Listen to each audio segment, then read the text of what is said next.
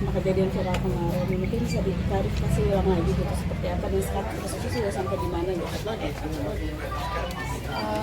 Awalnya saya sedang bekerja di situ tanggal 17 Oktober 2024 jam 9 malam.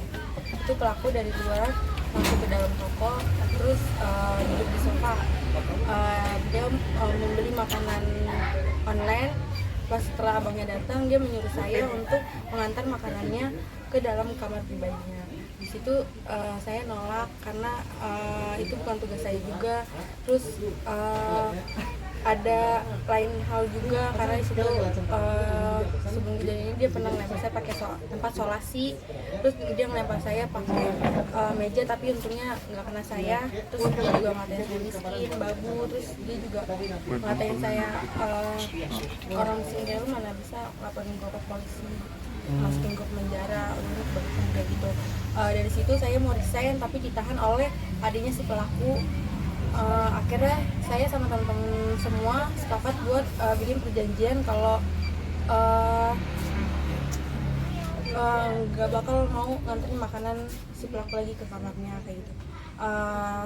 Dari situ akhirnya kita kerja seperti biasa. Pas tanggal 17 itu dia kan kejadiannya viral ini. Di situ pas saya nolak terus, dia di situ marah sama saya. Akhirnya dia nggak saya pakai patung, pakai kursi, pakai mesin edisi BCA. Dari situ dia orang tua si pelaku narik saya keluar untuk lapor polisi dan nyuruh saya pulang. Tapi di situ tas sama HP saya masih ketinggalan di dalam. Akhirnya saya balik lagi buat ngambil barang-barang saya, tapi malah saya dipukul pakai kursi, dilemparin lagi. Akhirnya saya kabur ke tempat banyak oven gitu. Di situ saya dilempari lagi, terus endingnya dia ngelempar saya pakai loyang dan kena. Itu tidak ada yang mengurai? Sempat di video kan terlihat ya orang tuanya kayak ngerai gitu, tapi ditarik lagi sama anaknya kayak. Kalau yang pas di dekat oven itu ada yang merarai lagi nggak? Enggak ada. Terus kamu ketika itu seperti apa? Masuk kabur atau gimana? Pas berdarah, di situ pelaku masuk ke dalam dan saya langsung keluar toko. Nah, kalau boleh tahu kamu sudah berapa lama kerja di sana? 5 bulan. Selama 5 bulan ini yang bukan yang pertama kali dia melakukan hal tersebut. Iya betul. Nah, alasan dia itu ketika meminta kamu, hanya kamu yang harusnya mengantarkan makanan itu apa? Kalau itu kurang tahu. Emang sering terjadi kayak gitu atau bagaimana? Emang dia sering nyuruh-nyuruh ke karyawan yang lain juga sering nyuruh. Tapi sebelumnya ketika dia nyuruh kamu pernah ngelakuin hal tersebut? Itu sekali aja. Sekali aja. Nah, yang kali ini kenapa alasannya tidak ingin? Karena yang saya ceritain tadi ya, dia kan ngatain saya juga. Terus saya juga ngerasa takut karena kenapa harus saya? Biasanya sama yang lain tuh mau, tapi hari itu kenapa harus saya doang yang disuruh ngatur makanan. Bukan setelah kamu laporkan, kamu juga sempat menyewa pengacara ya, karena sampai motor kamu itu habis untuk membiayai pengacara kemarin itu. Mungkin bisa jelasin soal itu? Iya, awalnya tuh pas kejadian ini gak lama kemudian ada seseorang nelpon saya, ngaku dari LBH utusan Polda, tapi di situ karena saya nggak ngerti kayak gitu kan, saya akhirnya percaya aja dan saya juga sempat tanda tangan surat kuasa. Setelah pertemuan kedua, di situ dia ngakuin kalau dia tuh disuruh oleh bos saya buat nyelesain kasus ini. Di situ karena ada mama saya juga, mama saya yang kayak nggak bener nih, terus akhirnya mama saya inisiatif untuk ganti pengacara. Nah, yang pengacara kedua ini awalnya lancar-lancar aja, tapi selalu datang ngasih informasi ke rumah dan meminta duit. Di situ sampai udah nggak ada duit lagi, mama sampai mau nggak mau jual motor sosok. Itu pas dilaporin itu tanggal berapa sih Kak, kalau boleh tahu awalnya? Kan itu awal laporannya tanggal 18 Oktober, tapi saya hari kejadian itu langsung cari tempat buat pelaporan. Tapi dari pihak orang tua pelaku pokoknya menyangkal itu tentang pengacara tersebut. Nah, kamu gimana? Kayak tidak dia pengacara tersebut memang rekomendasi dari beliau, keluarga dari si pelaku atau gimana? Atau memang tanpa ada mereka tahu? nggak tahu ya kalau itu, pokoknya yang Tiba-tiba saya tahu ditelepon. tiba-tiba ditelepon. Awalnya dia nggak ngaku kalau dia dari bos saya. Pas ke pertemuan kedua baru dia mengakui kalau dia dari bos saya. Oh, jadi dia sendiri yang mengatakan bahwa itu atas Pengacara rekomendasi. sendiri, iya betul. Oh, seperti itu. Kak, semalam kan kita wawancara ibunda korban ya, ibunya pelaku, sorry. Dia bilang bahwa katanya yang soal uang gaji kakak nggak dibayar itu nggak benar. Katanya kakak juga sebenarnya sebelumnya katanya pernah dihubungin untuk ngambil gajinya, tapi kakaknya yang nolak. Itu gimana kamu mungkin bisa dijelaskan? Itu gaji saya bulan Oktober belum dikasih. Bahkan gimana sih, dia tuh nggak via transfer, dia nggak mau via transfer, dia maunya ketemu cash, ngasih cash. Saya kan takut ketemu pelaku, trauma ya iya, karena kan dia tinggal di toko juga kan. Akhirnya saya bilang transfer aja Bu, tapi dia di situ nggak mau. Sampai belum lama ini saya ngechat lagi minta gaji, nggak dibayar. Berarti totalnya berapa bulan gajinya nih untuk make sure aja? Baru bulan Oktober ini yang belum dibayar. Karena kan mereka bilangnya bahwa kamu berbohong untuk masalah gaji dan untuk masalah ketransparansian, katanya kamu sempat uang setoran sendiri kurang gitu, selalu kurang. Menurut kamu seperti apa? Kalau uang setoran tuh selalu emang dapetnya segitu, saya setorin segitu. Kayak gitu. Kalau emang ada minus, kalau dia mau potong gaji. Tapi selama saya kerja di situ saya nggak pernah dipotong gaji, malah saya dikasih duit insentif tambahan. Kak, terkait katanya kamu tuh kalau misalkan dikasih tahu itu katanya suka jawab juga gitu sama ibunya, mungkin seperti apa Kak? Terus juga katanya pemalas, melawan gitu, gimana Kak? Mungkin diklarifikasi. Jadi dia tuh selalu kayak kok duitnya segini doang, kok dapetnya segini doang gitu. Ya saya ngomong doang kayak emang dapetnya segini Bu, mau gimana lagi kayak gitu kan. Dia juga selalu nuduh ke karyawan, ke teman-teman saya kayak bilang ini toko sepi gara-gara kalian kayak gitu. Masa kenapa gara-gara kita kayak Menyalahkan gitu, iya. menyalahkan karyawan. Teman-teman saya juga kayak sama kita sih kayak gitu. Tapi kalau bisa dibilang dengan kejadian ini tuh kerugian apa sih Kak yang kakak dapati gitu mungkin? Dari kejadian ini saya juga rugi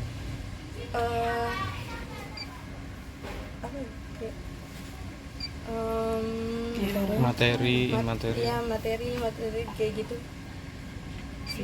Kak, itu ibu sempat katanya bilang bahwa dia sudah baik banget sama kamu, malah dia yang menyuruh untuk anaknya melaporkan gitu dan mendampingi kamu, luka darah kamu dia yang ngelakuin. Terus tapi kejadiannya malah kamu kayak melapor balik dan tidak menyangkakan hal itu. Tapi kamu seperti apa? Kalau dibilang baik ya baik, tapi namanya kasus ini ya harus berjalan sesuai prosesnya kayak gitu. Tapi dengan sikapnya si ibu tersebut yang memilih kamu gitu dan pengen anaknya memang sebenarnya dijadikan pelajaran gitu, tapi kamu malah menyerang yang dimana toko roti tersebut tidak ada hubungannya dengan hal itu gitu. Kenapa kamu seperti itu? Jujur aja saya juga nggak tahu, itu kan netizen ya yang menyerang tokonya. Saya kan nggak menyerang tokonya.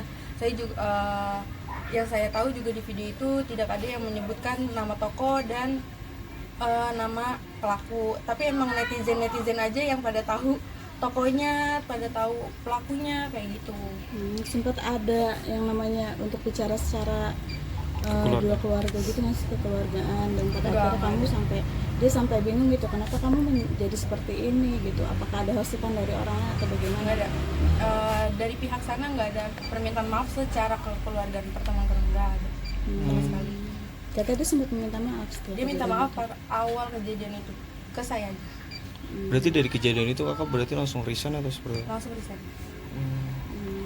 Nah, kalau yang kamu tahu sifat dari si George ini seperti apa sih? Memang katanya ada kelainan gitu, benar nggak sih? Iya.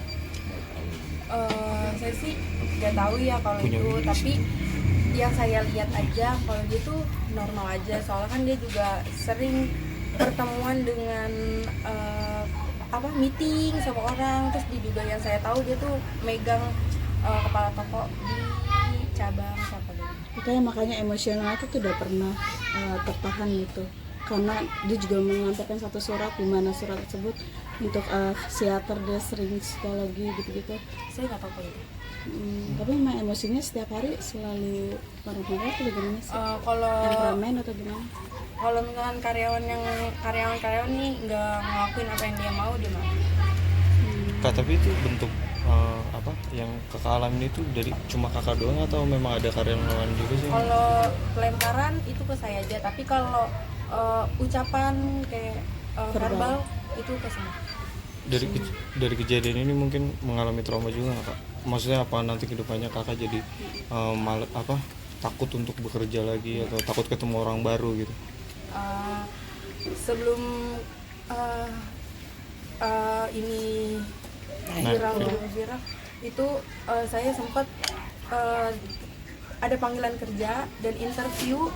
Di situ saya sampai ngomong ke manajernya kalau apa di sini ada tindakan kekerasan kayak pemukulan gitu atau enggak, sampai segitunya sama. Nah, apa aja nih yang sudah ketika dia mengalami kekerasan kamu itu kena apa aja kalau boleh tahu?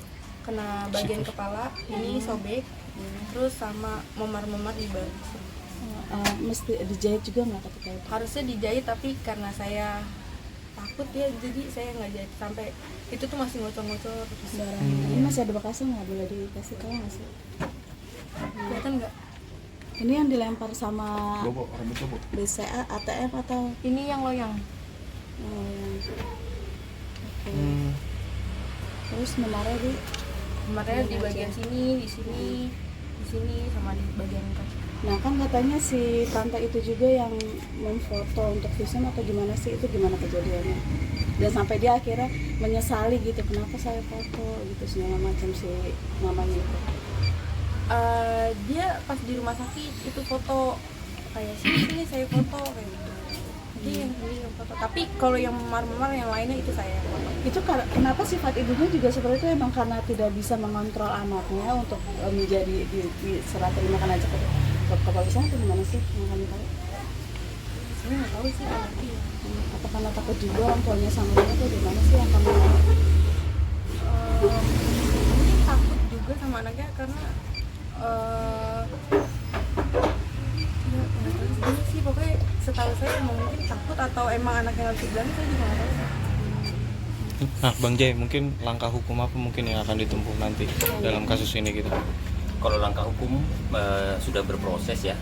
Dari laporan itu memang pelaku dikenakan pasal 351 Kitab Undang-Undang Pidana yang ancamannya sekitar 2 atau 8 bulan ya. Namun kita minta ke penyidik agar ini didalami karena dimungkinkan bisa masuk ke pasal 354 ya dengan ancaman 8 tahun penjara. Karena bagaimanapun ini penganiayaan dilakukan dengan terus-menerus dari September ya, Oktober juga. Jadi mudah-mudahan itu menjadi pertimbangan pihak Polres Jakarta Timur. Jika mereka minta asesmen segala macam karena katanya sakit yang dialami dari pelaku tersebut, bagaimana Bang? Itu kan hak mereka ya, karena bagaimanapun itu bentuk pembelaan ya, seperti itu gitu ya, silakan saja dibuktikan gitu. Tapi kalau menurut kami sangat membingungkan ya, karena orang istilahnya dianggap diduga keterbelakangan mental tapi dia mampu mengelola beberapa toko seperti itu gitu loh, kan nggak make sense kan seperti itu. Jadi kalau itu hanya dibuat untuk diduga untuk berusaha membebaskan si pelaku dari jeratan hukum, saya pikir pihak kepolisian pasti profesional dan mampu menangani hal ini dengan baik. Kalau harapan dari kakak sendiri mungkin untuk kasus ini apa, Kak? Saya harap kasus ini nggak akan terjadi lagi kepada siapapun. Buat teman-teman yang di luar sana yang sempat komen-komen juga, mungkin yang pernah mengalami sama seperti saya juga, jangan takut untuk membuka suara, karena biar kasus ini tuh nggak terjadi selanjutnya. Komen dari teman-teman kamu yang di toko masih ada gitu, masih berada itu seperti apa dengan kamu bersikap seperti ini? Ada ketakutan gitu nggak atau gimana? keluhan. Iya. Ada yang takut juga, takut kayak pencemaran nama baik kayak gitu, karena bos saya juga sempat ngancem juga ya ke saya kayak kalau video yang nggak dihapus itu saya bakal laporin kamu terus. Tapi itu chatnya dihapus sama Kan masih ada video baru juga tuh yang dia ngamuk-ngamuk juga tuh. itu yang kejadian gimana? kedua yang kata saya bilang. Oke. Kamu traumanya seperti apa nih sampai sekarang yang kamu rasakan? Saya sangat-sangat trauma ya, sampai saya tuh abis kejadian itu saya tidur saya tuh selalu pagi kayak jam 10 pagi ya, itu selalu kayak gitu. Terus punya ketakutan, cemas kayak gitu. Oke, Tambahan? Oke. yuk. Siap.